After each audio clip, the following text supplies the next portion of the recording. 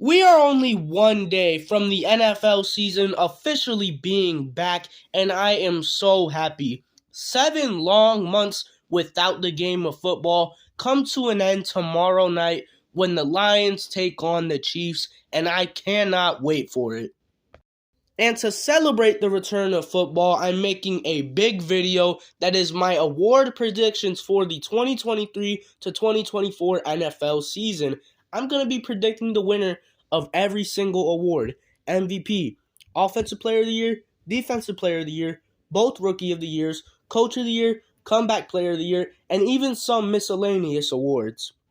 Big video. The best part of the year begins tomorrow. I'm so happy football is back. Let's just get into it, man. Let's get started with those miscellaneous awards I just mentioned. What I basically mean by a miscellaneous award is an award that's not real and not recognized by the NFL, but it should be because it's a very honorable achievement for a team or player to accomplish. But let's get started with Most Improved Team. I have 3 candidates for this award, and by the way, for every award I'm going to talk about in this video, I'm going to have 3 candidates for each one. I'm doing it that way because I just think it's so hard to narrow it down to one player who you think can win an award before the season even starts, and just giving 3 candidates, it's just more fun. So for Most Improved Team, I have the Chicago Bears, the Denver Broncos, and the New York Jets.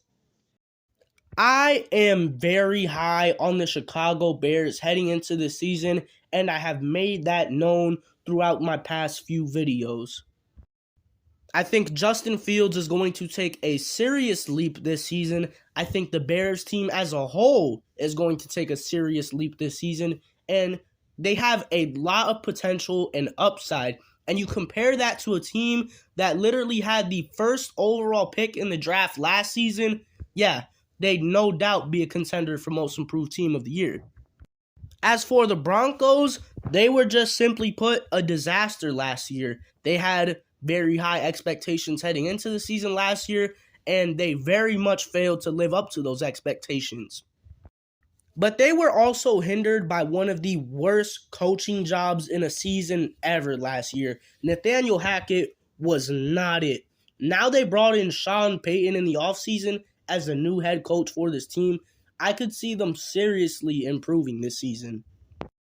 The defense was good. The defense was great last season. You don't got to worry about that about the Broncos. You just need to worry about the offense. But with Sean Payton coming in and hopefully Russell Wilson just takes a step back and reflects on everything that went wrong last season and improves on those mistakes in this season, and the Broncos offense is just solid at the bare minimum, the Denver Broncos can be a playoff team.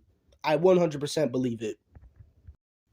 And as for the Jets, I think this one's self-explanatory. They had arguably the worst quarterback situation throughout all of last season, and now they got Aaron Rodgers heading into this season. Pair that with a great defense, Garrett Wilson, who's only going to get better in his second year with Aaron Rodgers. They brought in Dalvin Cook. Breece Hall is coming back. The Jets are going to be scary this year, man. They really are. I think they have an extremely high ceiling of being a Super Bowl contender if things go right for them. Now for Most Improved / Breakout Player of the Year, I have Kenny Pickett and George Pickens in there. I think these two are going to get better with each other throughout this season. George Pickens showed us flashes of incredible talent throughout last season, and Kenny Pickett also showed some flashes of him being a really solid quarterback. They already have that connection with each other. They're coming into their second season, and almost all players improve in their second season. As long as they can stay consistent as well with the rest of the Steelers team, they can be very good. But I only gave you 2 for this award so far. I have one more player I want to mention, and that's Justin Fields. I already mentioned him earlier, and I don't want to say the same thing over and over again, but I just think with the additions of DJ Moore and an improved offensive line, Justin Fields' game can take a serious leap this season. We already know what he can do in the rushing game. We just have questions if he can do it in the passing game. Because that's definitely the biggest concern of Justin Fields' talent, is how good of a passer can he be. But like I said, with some serious weapons on offense now and an improved offensive line, I think we can see Justin Fields take a serious leap as a passer this season. And combine that with his effectiveness in the rushing game, I think Justin Fields can be the Jalen Hurts of this season. I'm high on the Bears. A lot of people disagree with me being high on the Bears, but I just think they have some serious upside, man. I really do. But let's get into the real awards now, starting off with Comeback Player of the Year. We know who's winning this award. It's Damar Hamlin. He literally died on the field and is back playing football. That's incredible. He's obviously winning Comeback Player of the Year. But as for other candidates for this award, I have 3. 2 of them are injury related, and one of them is just the player coming back from being bad last season. For the 2 injury related players, one of them is Cooper Kupp. Last season, Cooper Kupp was on an absolute tear before he got injured, and that ended his season about halfway through the year. Now, the season hasn't even started, and he's already got injury issues again, which sucks, but I personally think he will be fine and will be back on the field playing, and if he's playing, he's going to put up monster numbers. Like, the things this man was doing last season before he got injured was just unreal, and I know this year he could potentially be set back from the injury, but I personally think he will be okay. I mean, the whole purpose of this award is somebody coming back from an injury and playing very well, and I think Cooper Kupp could very much do that. The second player I have for this award that's kind of injury related is Tua Tagovailoa. Last year, Tua's concussion issues were scary, and he pretty much missed the final stretch of the season from like week 11 or week 12 or something like that to the playoffs. He didn't play in the playoff game. Missed a pretty big portion of last season. Coming back this year, he could put up great numbers with Tyreek Hill and Jalen Waddle, and the Dolphins can be a very great team, and I think that will give Tua a very great case for Comeback Player of the Year. And the other candidate I have for Comeback Player of the Year that's not really injury related, more just him coming back from being really bad last year, that's Russell Wilson. I already spoke on how bad he played last year, but he has a new head coach. This new Broncos team, I think, has potential to be very solid, along with Russell Wilson. I think if all goes right, we can see close to a prime Russell Wilson type season from him, and that would definitely garner him a great case for Comeback Player of the Year. Now let's move on to Coach of the Year, starting off with Doug Peterson as one of my candidates. I think the Jaguars are going to be very good this year. I think they're definitely winning the AFC South, like no doubt about it. It would be a shame if they lost their division. And you look at Doug Peterson, who I don't want to say built this team from the ground up, but you look at the Jags just 2 years ago, they were in a very dark, very bad position. Doug Peterson came in and he made the future very promising for the Jags. Now you're going into this season, I have very high expectations for them. I think they're going to fulfill those expectations. I think Trevor Lawrence is going to have a great year. And just Doug Peterson as a coach is one of the best in the NFL. He has absolutely huge balls, and that's a great trait in coaches. But I still got 2 other candidates, and those candidates are Dan Campbell and Sean Payton. I already talked about Sean Payton and why I think he can make the Broncos one of the most improved teams in the year. But for Dan Campbell, I haven't talked a lot about him and the Lions so far, and I want to do that right here. In the last half of last season, the Lions were honestly one of the best teams in the league. Definitely one of the most fun to watch. And a lot of that is a credit to Dan Campbell, and I'm going to say it again, his huge balls. He just took big risks, and they worked, and it helped the Lions win a lot of football games in the latter half of last season. He obviously has this Lions team fully behind him, and I think the Lions are going to be very good this year. I think they're going to win their division. I honestly see them winning double-digit games. It's pretty much the same situation as Doug Peterson. The Lions and the Jaguars are very similar to me. Even their head coaches, they're pretty much the same team of each other, just in different conferences. Now let's move on to the Rookie of the Year awards, and these are definitely the hardest awards to predict because we just haven't seen these players in the NFL before. All we have to go off of is what they did in college. And me personally, I'm a very casual viewer of college football, so I don't know much about these guys until they enter the league. I only know who a handful of them are by the time the draft comes around, so these awards are just hard to predict for me. But I'm still going to do them, still going to give 3 candidates, I just can't give you really great reasoning. For Offensive Rookie of the Year, I have Bijan Robinson, and that's my most confident pick in this entire video. He's arguably the most talented running back prospect we've seen in years, at least in recent memory since Saquon, and he's on a team, the Atlanta Falcons, that run the ball more than any team in the league. And he's going to have a lot of involvement in the passing game too. Bijan is just going to get a lot of touches every game, and that's going to give him so much opportunities to just produce. He's going to be a fantasy nightmare. And I think he's the most safe choice for Offensive Rookie of the Year. Now, 2 other candidates I have Jordan Addison. He's behind Justin Jefferson in the Minnesota Vikings offense, and Justin Jefferson is going to draw up a lot of attention from opposing defenses, which is just going to give more opportunities to Jordan Addison. And my other candidate for Offensive Rookie of the Year is Jackson Smith-Njigba, another player with just loads of raw talent.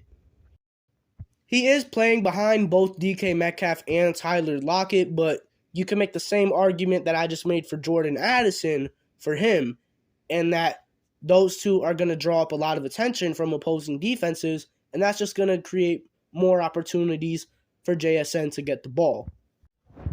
As for Defensive Rookie of the Year, listen, if I can barely give you an explanation for Offensive Rookie of the Year, I definitely can't give you a good one for Defensive Rookie of the Year. I can give you 3, and that's it. I got Will Anderson, Christian Gonzalez, and Jalen Carter. Will Anderson is going to a Houston Texans team that the defense is going to be on the field a lot because the offense isn't very good. And the head coach of the Texans is DeMeco Ryans, who's one of the best defensive minds in all of football. So just imagine how that's going to help Will Anderson. As for Christian Gonzalez, he just has potential to be a really good lockdown corner, and he's going to have a lot of chances to showcase that, especially in his tough division of the AFC East with matchups like Stephon Diggs, Tyreek Hill, and Jalen Waddle, and Garrett Wilson. And as for Jalen Carter, he's probably not going to see the field too much because he's on an absolutely stacked Eagles team, but when he is on the field, he can make a huge impact. And that's my Defensive Rookie of the Year predictions. Not much to say about that. Now let's get into the Big Boy Awards, starting off with Defensive Player of the Year, starting off with Nick Bosa as one of my guys for Defensive Player of the Year. He won the award last year, and he's going to continue that level of play into this season as being one of, if not the best edge rusher in the game. He just signed an absolutely massive deal that's 5 years, $170 million, which is just insane. I think it's the biggest deal of all time for a defensive player or defensive line, something like that. He got an absolutely amazing deal. And it's well-deserved. He's going to continue that level of play into this season, and he has potential to go back-to-back. I just don't have that happening because of one thing, voters fatigue. Ahead of Nick Bosa, I have a cornerback. I have Sauce Gardner. He's already a top 5, probably top 3 cornerback in the league after just his rookie season. He's going to get a lot better. He's on a great Jets defense that's just going to make him look a lot better. And I think by the end of the season, he can be the best cornerback in the league. and that obviously garners him a great case for Defensive Player of the Year. I'm also just a really big Sauce Gardner fan, so I am a little biased when I say all of this, but I truly believe by the end of the season, he can be the best cornerback in the league. But above all, my pick for Defensive Player of the Year is Micah Parsons. I've been clamoring for it since last season. Last season, he was definitely in the running for Defensive Player of the Year, but this is the year that I think he gets it done, and that's because he's fully transitioning to defensive end. So that maxes out his potential to get as many sacks as he can while still being the most versatile defensive player in the game. He's a freak of nature, one of the most athletically gifted players in the NFL, and he's finally being given the keys to max out his potential. I think this is the year Micah Parsons gets it done and wins Defensive Player of the Year. Now let's move on to Offensive Player of the Year, where for this award, I have two players that I think have a very strong case for it, but one player who I think is ultimately going to run away with the award. As for one of those two strong case players, one of them is Christian McCaffrey. When Christian McCaffrey got traded to the 49ers last season, his play automatically picked up, and he became arguably the best running back in football. He does it all. He's amazing in the rushing game, amazing in the passing game, especially for the standards of a running back. Hell, he even throws the ball. I think he threw a touchdown last season. This man literally does it all. If he stays healthy and consistent and puts up a stacked season, he has a great case for Offensive Player of the Year. As for the other of these strong case candidates, I have Ja'Marr Chase. He's the number one receiver on one of the best offenses in the league, with one of the best quarterbacks in the league throwing to him. It's really simple. I think he can have a season similar to what Justin Jefferson did last year. And speaking of Justin Jefferson, my number one pick for Offensive Player of the Year is the man himself.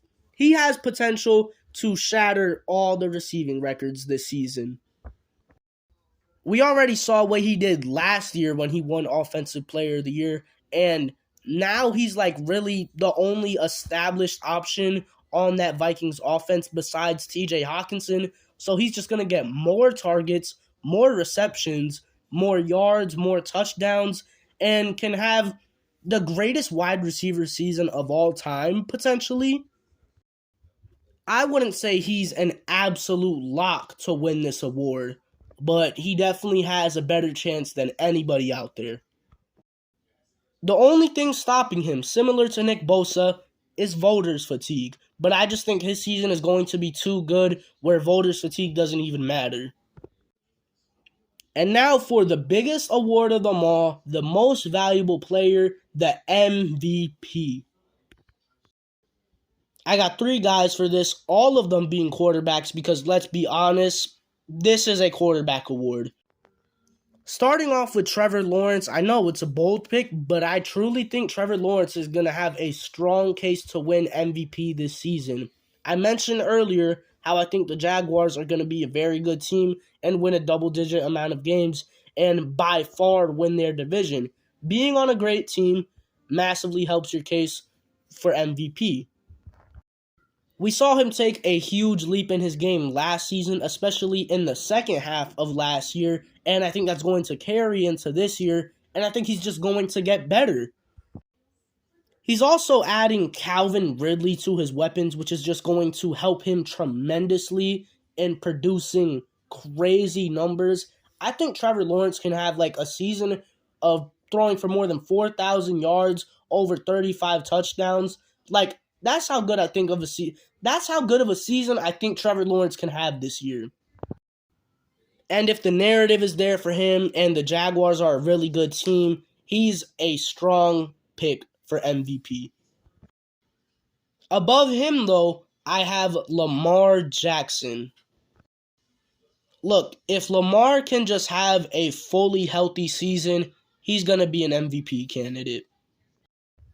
He finally has viable weapons to throw to. Greg Roman, the terrible offensive coordinator for them these past few seasons, is gone.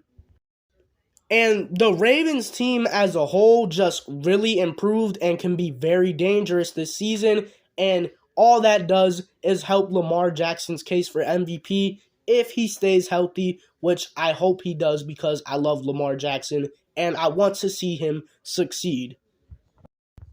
I can see him having a season similar to or better than his 2019 MVP season, especially in the passing department.